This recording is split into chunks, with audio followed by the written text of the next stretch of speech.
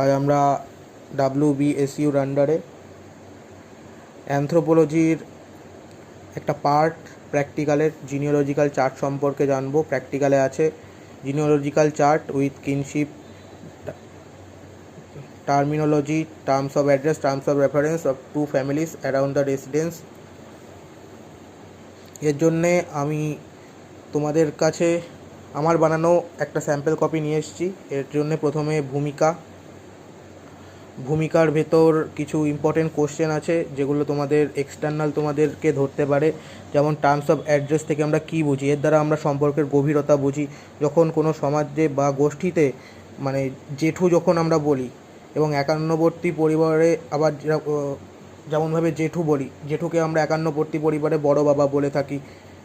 Terms of অ্যাড্রেসের মাধ্যমে এরকম সম্পর্কের গভীরতা বোঝা যায়। এবং টার্মস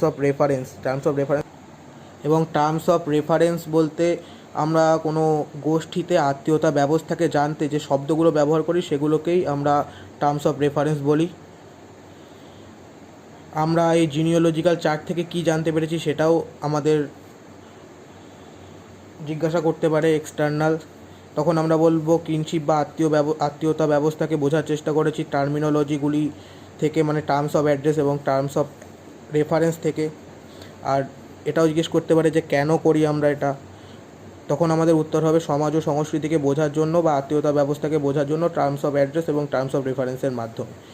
এখানে আরেকটা কোশ্চেন আমাদের আসতে পারে, হেনরি লুইস মর্গানকে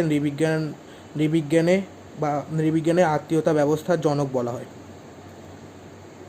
ঠিক আছে, এই কটা কোশ্চেন আসতে পারে। এছাড়াও জিনিওলজিক্যাল কাজে আর কি পদ্ধতি ব্যবহার করা হয়েছে, সেক্ষেত্রে উত্তর হবে ইন্টারভিউ এবং শিডিউল, দুটো পদ্ধতি ব্যবহার করেছি। এরপর আমরা যদি একটা জিনিওলজিক্যাল চার্ট বোঝার চেষ্টা করি, সেক্ষেত্রে ত্রিভুজ চিহ্নটা দিয়ে পুরুষ বোঝাচ্ছে, গোল চিহ্নটা দিয়ে মহিলা বোঝাচ্ছে, সমান সমান যে চিহ্নটা ওটা হচ্ছে বিবাহ সম্পর্ক। এছাড়াও আমরা সবসময় প্রথমে, যেহেতু আমাদের পিতৃতান্ত্রিক সমাজ, সেহেতু প্রথমে আমরা পুরুষদের যে চিহ্ন সেটাই ব্যবহার করব। এছাড়াও সত্তা কাকে বলে যদি বলা হয়, তাহলে উত্তর হবে যাকে কেন্দ্র করে বা যাকে ধরে আমরা এই পুরো জিনিওলজিক্যাল চার্টটা বানাচ্ছি তাকেই আমরা সত্তা বলবো। আর সত্তার যে চিহ্ন সেটা ডার্ক কালার করে দিতে হবে সত্তার চিহ্নটাকে।